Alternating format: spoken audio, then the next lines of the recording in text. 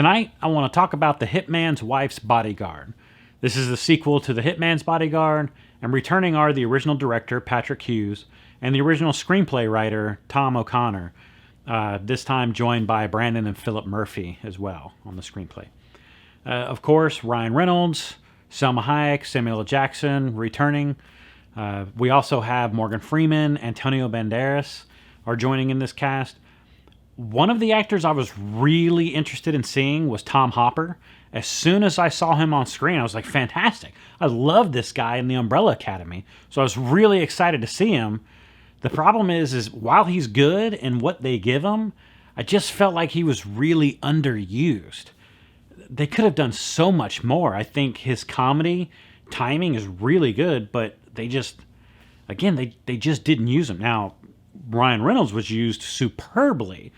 That guy nails his marks every single time, and he is a just joy to watch. Samuel L. Jackson is good to watch most of the time. I just felt like his character wasn't explored more. He was just kind of there to just keep driving the insults, which was funny in the first one, but in this one there were so many other things at play for Ryan Reynolds' character to overcome. They didn't really need that character, Kincaid, but we got him, and there are some parts that's really funny. Salma Hayek's character, speaking of stuff for him to overcome, that was one of them that Bryce had to overcome, which is Ryan Reynolds' character. So that was nice to watch, but again, having those two, it just felt like there was too much going on in this movie. But overall, it was still pretty funny. There are some parts that I actually laughed out loud while watching it, which sometimes is hard to do. Sometimes it's very difficult for a movie to just make you laugh out loud, especially in a movie that's not just pure comedy, right? This is kind of an action comedy, real kind of buddy cop formula, which they don't really stray from the formula that much, so you kind of know what you're going to get. I enjoyed seeing Frank Grillo in this movie. It was nice to see him in something other than the Marvel Cinematic Universe. I thought after watching that movie Boss Level, it was going to be fun to kind of see him open up. And for the small role that he has, I think he does fantastic.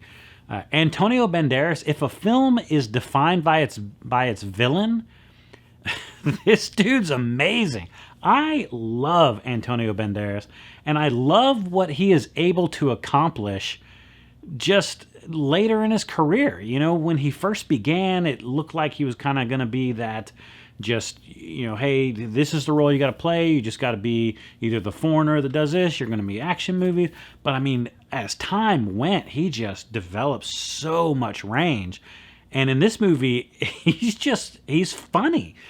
It's not like he's just always delivering these quips or these one-liners. It's just the overall presence.